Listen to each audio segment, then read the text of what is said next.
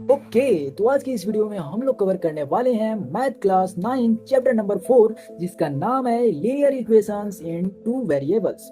अब देखो यार, यहाँ पे तुमने एक चीज नोटिस किया होगा कि तुमने 7 और 8 दोनों में linear equation in one variable पढ़ा है, लेकिन यहाँ पे तुम्हें टू वेरिएबल देखने को मिल रहा है। और क्या तुमने जो 7 और 8 में लीनियर इक्वेशन बनाया है, क्या इसमें भी उसी तरीके के क्वेश्चन तुम्हें देखने को मिलेंगे या फिर थोड़ा सा डिफरेंट होगा? तो ये सारे क्वेश्चन का आंसर हम लोग इस वीडियो में जानने वाले हैं। तो सबसे पहले हम लोग जो है एनसीईआरटी बुक के अनुसार चलने वाले हैं। तो सेक्शन 4.1 जो है वो तुम्हारा इंट्रोडक्शन है, ठीक है। ये सारे का सारा लाइन जो है हम लोगों ने एनसीईआरटी बुक से उठाया हुआ है, ठीक है। तो अगर तुम्हें डाउट ना हो तो मैं इसे पढ़कर सुना देता हूँ कि आखिर यहाँ पे इंट्रोडक्शन में क्या लिखा हुआ है तुम्हारे बुक के अंदर। तो यहाँ पे लिखा हुआ है इन अर्लियर क्लासेस, तुमने जो पिछले क्लासेस में लीनियर इक्वेशन के बारे में पढ़ा है वो वन वेरिएबल के अंदर था, ठीक है। Linear equation in one variable, समझ में आया?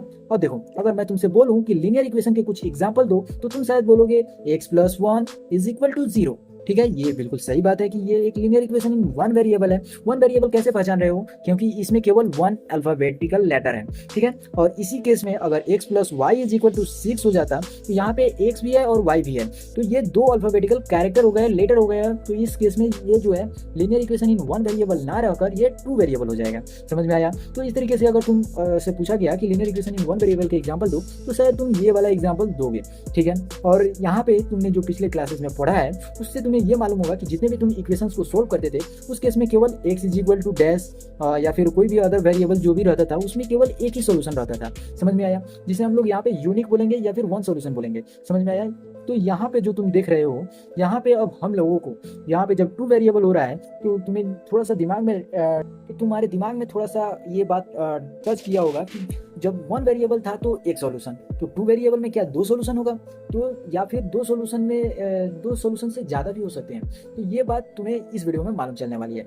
देखो, यहाँ पे टू वेरिएबल्स का मतलब जो है ये दो वेरिएबल्स आएंगे और दो वेरिएबल्स जो है वो अनेक वैल्यू को देंगे यहाँ पे। तो linear equation in two variable के अगर तुम सॉल्यूशन की बात करोगे तो वहाँ पे इनडेफिनेटली मैनी सॉल्यूशन तुम्हें देखने को मिलेगा। और यहाँ पे मैं तुम्हें बता दूं कि जो इक्वेशन है तुम्हारा वो इस तरीके से रहेगा ax plus by plus c is equal to 0, ठीक है। ये तुम्हारा जनरल फॉर्म है linear equation in two variable का, ठीक है। और ये शायद मैंने तुम्हें पहले बता दिया है। तो अब आगे बढ़ते हैं, ठीक है। तो इस चैप्टर में तुम्हें नंबर लाइन के ऊपर रिप्रेजेंट करना है, ग्राफ के ऊपर किस तरीके से शो करेंगे, ये हुआ दिस दैट। तो ये जो है तुम्हारा पिछले कॉन्सेप्ट से थोड़ा सा रिलेटेड होगा। क्यों? क्योंकि क्लास 8 में भी तुमने रिप्रेजेंट करना सीखा होगा सॉल्यूशन को नंबर लाइन के ऊपर, ठीक है। तो इस चैप्टर में उन्हीं सारे नॉलेज को लेते हुए और उन्हें और भी एक्सपेंड करेंगे इस चैप्टर में और टू वेरिएबल्स के ऊपर बात करेंगे, ठीक है। और ये सारे चीज़ों को हम लोगों ने जब कंसिडर किया तो हमारे माइंड में कुछ कुछ क्वेश्चंस आया, जो मैंने कुछ क्वेश्चंस तुम्हें पहले भी रिकॉग्नाइज कराया कि शायद ये चीज़ तुम्हारे माइंड में आया होगा। तो पहला क्वेश्चन आता है कि क्या जो जिस तरीके से लीनियर इक्वेशन वन वेरिएबल के सॉल्यूशन आते थे तो इन टू इक्वेशंस में भी, यानी जो linear equation in two variable है उनमें भी सॉल्यूशन होगा? अगर जवाब तुम्हारा हाँ है तो क्या वो एक सॉल्यूशन होगा या ज़्यादा होगा? तो देखो, यहाँ पे अगर तुम देखोगे तो मैंने इसका जवाब पहले भी दे दिया है, लेकिन इस चैप्टर के आगे तुम्हें और भी मजे से समझाया जाएगा, समझ में आया? अब देखो, यहाँ पे जो है कार्टेशियन प्लेन की बात की जा रही है। ये चैप्टर 3 तुम्हारा था कोऑर्डिनेट ज्योमेट्री, उसमें कार्टेशियन प्लेन के बारे में मैंने बहुत ही अच्छे से समझाया है और वो सारे जो है तुम्हारा इस चैप्टर में थोड़ा बहुत उसका कॉन्सेप्ट को यूज किया जाएगा, समझ में आया? तो पहले तुमने वो नहीं देखा है तो उसे देखकर आ जाना। यहाँ पे देखो, यहाँ पे बोला जा रहा है what does the solution look like on the Cartesian plane. जो linear equation in two variables के सॉल्यूशन होगा वो कार्टेशियन प्लेन में आखिर दिखेगा कैसे, दिखाया किस तरीके से जाएगा, शो किस तरीके से किया जाएगा, समझ में आया? You shall also use the concept you have studied in chapter 3 and answer this question।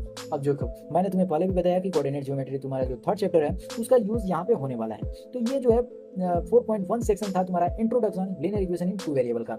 अब देखो, linear equation in two variable class 9 के लेवल पे कुछ भी नहीं है, बहुत ही आसान है। तुम्हें केवल बातों क्या क्या बातें को ध्यान में रखना है वो मैं तुम्हें बता दूं। देखो, ये जो तुम्हें मैंने उस वक्त बताया था ax plus by plus c is equal to 0, ये देखो यहाँ पे तुम्हें अगर ध्यान से देखोगे तो यहाँ पे टोटल तुम्हें 1 2 3 4 और 5 अल्फाबेटिकल कैरेक्टर दिख रहा होगा। अगर तुम इसमें सोचोगे कि ये तो 5 वेरिएबल्स हो गए सर, तो ये गलत हो गया, ठीक है। यहाँ पे जो है तुम्हारा जो वेरिएबल को डिनोट कर रहा है वो x और y ही केवल डिनोट कर रहा है। बाकी जो a b और c तुम देख रहे थे ये एक रियल नंबर को डिनोट करेगा।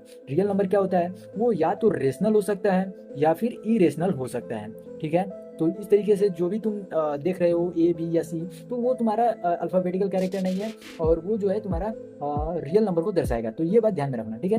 अब देखो यहाँ पे मैं तुम्हें बता दूं कि इस इक्वेशन के जो भी सॉल्यूशन आएंगे वो इनडेफिनेट होगा, इनडेफिनेट, ठीक है। तो इसमें जितने भी तुम क्वेश्चन सोल्व करोगे उसके जो भी सॉल्यूशन आएगा वो इनडेफिनेट आएगा, ठीक है। तो इससे कंफ्यूज नहीं होना है कि इस केस में 1 हो रहा था, 1 सॉल्यूशन आ रहा था, इस केस में कैसे ज़्यादा आ रहा है, ठीक है। तो ये 2 वेरिएबल का सवाल है, तो इस तरीके से। और जो भी ग्राफ इसका बनेगा वो हमारा स्ट्रेट लाइन में बनेगा, ठीक है। और देखो लीनियर इक्वेशन इन 2 वेरिएबल जो है वो ऑलवेज स्ट्रेट लाइन में बनाएगा ग्राफ। क्वाड्रेटिक इक्वेशन का जो ग्राफ बनता है वो तुम्हारा कर्व हो सकता है, अपवर्ड डाउनवर्ड हो सकता है, ठीक है। तो ये चीज़ तुम्हें 10th में बताया जाएगा, 11th में बताया जाएगा, इसको तुम्हें यहाँ पे बताने की कोई भी जरूरत नहीं है। अगला जो तुम्हें पॉइंट ध्यान में रखना है वो क्या है कि जो भी तुम्हारा इक्वेशन होगा, अगर तुम्हें बोला जाए इक्वेशन ऑफ x निकालिए, तो उस केस में तुम्हारा y का जो वैल्यू है वो तुम्हारा 0 होगा। इक्वेशन ऑफ x, समझ में आया? The equation of x is equal to जो y इज इक्वल टू 0 होगा, समझ में आया? और उसी तरीके से इक्वेशन ऑफ y जो गिवन है तुम्हें, उस केस में x का जो वैल्यू है वो तुम्हारा 0 होगा। अब समझ में आया? अगर ये नहीं आया होगा तो इस तरीके से समझो, x इक्वेशन ऑफ x समझना है पहले। तो इक्वेशन ऑफ x जो होगा तुम्हारा, वो तुम्हारा क्या होगा? वो तुम्हारा ये होगा 6x plus 0y is equal to 0, ठीक है। अगर तुम्हें 2 वेरिएबल में दिखाना होगा तो इस तरीके से इक्वेशन को दिखाओगे, इक्वेशन ऑफ x, समझ में आया? उस केस में y का वैल्यू 0 आएगा, समझ में आ गया? तो इस तरीके से हम लोग सॉल्व करते हैं, तो ये बात ध्यान में रखना, ठीक है। तो अब देखो यहाँ पे अगर इक्वेशन ऑफ x को हमें दिखाना हो, जब वैल्यू हो इक्वेशन x का 5 के इक्वल, ठीक है। जैसे द इक्वेशन ऑफ x, बात को ध्यान से सुनना, द इक्वेशन ऑफ x जो मैंने पहले बताया था, y का केस जो 0 आ रहा था, उस केस में देखो x का वैल्यू मैंने कितना बताया, 5 आ रहा है, ठीक है। तो उसको इक्वेशन में तोड़ना है। तो सबसे पहले अगर इसमें ध्यान दो, तो ये जो है वो तुम्हारा अगर 2 वेरिएबल में दिखाना है तो इस तरीके से आंसर आएगा, x का वैल्यू 5 के इक्वल, समझ में आया? ये तो टोटल कैंसिल हो जाएगा, तो x इज इक्वल टू 5 आया, ठीक है। अब इसे हमें इक्वेशन का फॉर्म देना है, तो ये हमारा x माइनस 0y माइनस 5 आ जाएगा, ये इक्वल टू इतना। और यही हमें इस चैप्टर में हमें दिखाना है कि किस तरीके से जो है इक्वेशन को लिखा जाएगा, जब x के इक्वल इतना हो, y के इक्वल इतना हो, इस तरीके से। और उसी तरीके से अगर y का केस दिया रहे तो उस तरीके से भी तुम निकाल लोगे, समझ में आया? तो ये जो है कुछ पॉइंट है जो तुम्हें ध्यान में रखना होगा इस इक्वेशन को बनाने से पहले, ठीक है। तो अगला जो सेक्शन है वो तुम्हारा क्या है, वो हम लोग बुक से लेकर आते हैं, ठीक है। 4.2 सेक्शन हमारा ये रहा। इसमें हमें कहा जा रहा है कि लेट अस रिकॉल। सबसे पहले तो तुम जो 8 क्लासेस में पढ़ा था, मैंने ऊपर भी तुम्हें बताया था कि लीनियर इक्वेशन को हम लोग जब लाइन पे रिप्रेजेंट करते हैं तो उसमें भी बहुत बच्चों का ये कन्फ्यूज़न रह रहा है कि कैसे आखिर इक्वेशन को हम लोग लाइन पे कैसे रिप्रेजेंट करते हैं। तो देखो यार, जैसा कि एक इक्वेशन हम लोगों ने यहाँ पे ले लिया, ठीक है। तो ये वैल्यू हमारा एक इक्वेशन हो गया। यहाँ से हम लोग पहले क्या करेंगे, x का वैल्यू निकालेंगे, जो कि हमारा क्या हो जाएगा, 2x plus 5 is equal to हमारा 0 गिवन है, तो 2x इज इक्वल टू -5 हो जाएगा। यहाँ से x का वैल्यू जो है -5/2 हो जाएगा। ये वैल्यू हमारा क्या हो गया, ये हमारा x का वैल्यू निकल गया। अब देखो मैंने जो बोला था लीनियर इक्वेशन में को हम लोग जो है लाइन पे शो करेंगे, तो वो लीनियर इक्वेशन जो है उसके सॉल्यूशन को ही दिखाता है। जैसे ये लाइन मान लेते हैं, हमारा 0 इधर है, 2 इधर है, 4, तो इससे हमें नहीं लेना देना है, हमें निगेटिव से लेना है, ठीक है। तो यहाँ पे हमारा जो है, हमारा ये वाला वैल्यू जो है वो कितने नंबर पे रिप्रेजेंट होगा। तो सबसे पहले देखो ये -2 1/2 हो रहा है हमारा, ठीक है। तो ये हमारा जो देखो यहाँ पे हम लोगों ने लाइन ले लिया, ये हम लोगों ने 0 ले लिया, यहाँ पे 1 हो गया माइनस में, यहाँ पे हो गया माइनस में 2, यहाँ पे हो गया हमारा माइनस में 3। तो ये हमारा इन्हीं दोनों के बीच में ही रिप्रेजेंट होगा। क्या था वैल्यू हमारा, -5/2 था। अब देखो -5/2 को अगर तुम एक्चुअल में कैलकुलेट करोगे तो वो तुम्हारा 2.5 आएगा। लेकिन अगर इस तरीके से नहीं आता है तुम्हें रिप्रेजेंट करने, तो मैं तुम्हें बताता हूँ कि किस तरीके से रिप्रेजेंट करना है, ठीक है। सबसे पहले तो इसे तुम होल नंबर में तोड़ देना, ठीक है, होल फ्रैक्शन में तोड़ देना। तो होल फ्रैक्शन में तुम्हारा टूटेगा तो कितना आ जाएगा, ये वैल्यू आ जाएगा तुम्हारा होल फ्रैक्शन में। अब देखो यहाँ पे ये जो वैल्यू है वो तुम्हारा एग्जैक्ट नंबर को दिखाएगा, तो ये वैल्यू तुम्हारा यहाँ आ गया। अब देखो यहाँ पे इसके आगे ही हमारा नंबर जो है कहीं ना कहीं रिप्रेजेंट होने वाला है, तो इसके आगे हमारा आने वाला है -3, ठीक है। अब -3 को और -2 के बीच के डिस्टेंस को 2 भागों में तुम्हें तोड़ देना है। ये बटा में जितना रहेगा उतना तोड़ देना है, ठीक है। और ये भाग तुम्हारा पहला हो गया, ये भाग तुम्हारा दूसरा हो गया, और यही पहला भाग तुम्हारा क्या हो जाएगा, वो तुम्हारा आंसर हो जाएगा। जैसे कि अगर मान लो यहाँ पे 3/4 होता, ठीक है, तो तुम यहाँ से एक लाइन को तुम 4 भागों में बांटते, ठीक है। और इधर से अगर तोड़ते आ रहे हो तो तीसरा भाग जो है तुम्हारा वो रिप्रेजेंट हो जाता है क्या, फ्रैक्शन नंबर लाइन पे, समझ में आया। तो इस तरीके से हम लोग जो है लीनियर इक्वेशन के सॉल्यूशन को रिप्रेजेंट करते हैं। तो यहाँ पे वही फिगर हमारा बन जाएगा। तो इस तरीके से तुम भी अब जो है बना पाओगे। तो इस तरीके से जो है हम लोगों ने क्वेश्चन नंबर जो हमारा लीनियर इक्वेशन के सॉल्यूशन को लाइन पे रिप्रेजेंट करना होता है उस तरीके के क्वेश्चन को समझ लिया है। अब देखो यहाँ पे कुछ पॉइंट्स हैं जो तुम्हें पहले से ही मालूम होगा, एक बार रिकॉल कर लेते हैं। जब हम लोग इक्वेशन को सॉल्व करने जाते हैं तो हम लोग कुछ बातों को ध्यान में रखते हैं, जैसे कि और ये सभी जो बातें हैं ये हमारे इक्वेशन को कोई भी मतलब इफेक्ट नहीं डालता है। वो जैसा इक्वेशन हम लोग पहले सोल्व करेंगे वैसा ही रहेगा। जैसे कि फर्स्ट पॉइंट को तुम जरा ध्यान से देखो, कह रहा है the same number is added to और subtracted from both the sides of the equation. जैसा कि यही इक्वेशन है हमारा, मान लो 2x + 5 = 0। अब यहाँ पे अगर हम लोग क्या कर रहे हैं, यहाँ पे हम लोग जो है इसे 4 कर दे रहे हैं और इधर भी 4 ऐड कर दे रहे हैं। तो जो तुम्हारा एक्चुअल में वैल्यू आएगा वो तुम्हारा -5/2 ही आएगा, ठीक है। तो इससे कोई इफेक्ट नहीं डालता है। अगर हाँ, अगर तुम केवल लेफ्ट हैंड साइड में जोड़ोगे और राइट हैंड साइड में नहीं जोड़ोगे तो वो तो गलत हो जाएगा तुम्हारा। तो ये बातों को ध्यान में रखना होता है, ठीक है। तो ये सभी जो है इफेक्ट नहीं डालता है। इसे मैंने तुम्हें 7th क्लास वाले में भी बताया था, 8th क्लास में भी जो लीनियर इक्वेशन पढ़ाया था उसमें भी बताया था, और ये 9th क्लास के अंदर भी है, ठीक है। तो अगर तुमने पिछले क्लासेस की वीडियो नहीं देखा है तो मेरा चैनल है 7th क्लास और 8th क्लास के ऊपर, वहाँ से भी जाकर एक बार रिकॉल कर सकते हो, ठीक है। उसमें बहुत सारे पॉइंट थे जो मैंने पहले भी तुम्हें अच्छे से बता रखा है, ठीक है। तो आप देखो सेकेंड पॉइंट भी वही है, जो है कि तुम्हारा इक्वल टू के लेफ्ट हैंड साइड और इक्वल टू के राइट हैंड साइड में तुम कोई भी वैल्यू से मल्टीप्लाई कर सकते हो, उसमें कोई इफेक्ट नहीं आएगा। या फिर कर सकते हो तुम डिवाइड, उससे भी तुम्हारा कोई भी चेंजिंग तुम्हें नहीं देखने को मिलेगा। आप देखो यहाँ पे हम लोग जो है एक सिचुएशन लेते हैं जो अपने डेली बेसिस पे तुम देखते होगे। इधर जो मैच का सीजन है तुम उस सीजन में तुम देखते होगे, ठीक है। जैसे कि इन 1 day international cricket match between India and Sri Lanka. अब देखो एक दिन जो है इंटरनेशनल क्रिकेट होता है इंडिया और श्रीलंका के बीच में। अब देखो यहाँ जहाँ ये कहाँ पे हो रहा है, नागपुर में हो रहा है। तो 2 इंडियन बैट्समैन है जो एक साथ जो है स्कोर करते हैं 176। 2 बैट्समैन है ये और ये, इन दोनों ने जितना रन मारा है उन दोनों का स्कोर जो है ऐड होकर हमारा 176 हो रहा है। समझ में आया। अब इसको कह रहा है कि हमें इक्वेशन में एक्सप्रेस करना है जब तुम्हें मालूम नहीं है कि वो दोनों में से कौन कितना कितना किया है, ठीक है। तो ये जो है तुम देख रहे हो कि इसमें से दोनों में से किसी का भी तुम्हें मालूम नहीं है कि कौन कितना स्कोर किया था। अगर मान लो इसमें से पहला बैट्समैन जो है अगर 76 करता तो दूसरा तुम्हें मालूम चल जाता कि 100 स्कोर किया है, पर यहाँ पे तुम्हें कुछ भी मालूम नहीं है। तो यहाँ पे तुम देख रहे हो कि देयर आर 2 अननोन क्वांटिटीज, पहला बैट्समैन का भी मालूम नहीं है, दूसरा बैट्समैन का भी मालूम नहीं है। तो यहाँ पे हम लोग जो इक्वेशन को दर्शाएंगे वो 2 वेरिएबल से दर्शाएंगे। पहले वाले बैट्समैन का रन को हम लोग x से दर्शाएंगे और दूसरे वाले के y से हम लोग दर्शाएंगे। तो इक्वेशन हमारा क्या बन जाएगा, x + y = 176। और यहाँ पे x + y जो है ये 2 वेरिएबल है और ये जो है इक्वल है 176 के। तो ये एक लीनियर इक्वेशन बन गया। तो ये लीनियर इक्वेशन इन 2 वेरिएबल का फॉर्म ले लिया है। अब देखो इसे जब तुम सॉल्व करने जाते हो, इसे अब मालूम नहीं है तुम्हें कि किस तरीके से सॉल्व करना है, तो इसमें देखो यहाँ पे 2 सेट ऑफ वेरिएबल आ गया ना, तो एटलीस्ट इसका 2 सॉल्यूशन तो होगा ही, एक पेयर ऑफ सॉल्यूशन तो होगा ही। मतलब एक x का आंसर आएगा और एक y का आंसर आएगा। तो ये 2 सॉल्यूशन हो गया ना, तो उसे हम लोग एक पेयर बोल दिए, ठीक है। तो ये हमारा एक पेयर हो गया, समझे।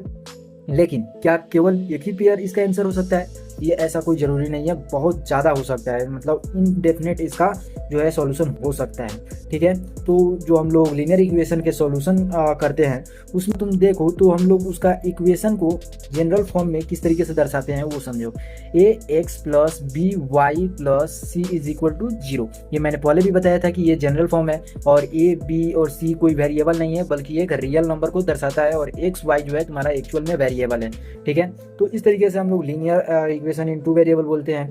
और जो a और b है वो तुम्हारा 0 के इक्वल नहीं होना चाहिए। अब ये क्यों नहीं होना चाहिए, अगर मान लो a जो है 0 के इक्वल आ गया तो a × x जो था वो तो 0 हो गया, तो तुम्हारा बच कितना गया, bx + c = 0। तो इसमें केवल एक ही वेरिएबल ना बच गया, तो ये 2 वेरिएबल वाला केस तो रहा ही नहीं इसलिए। और ये b भी तुम्हारा 0 नहीं होना चाहिए। अगर b 0 हो गया तो तुम्हारा ax + c = 0 हो जाएगा।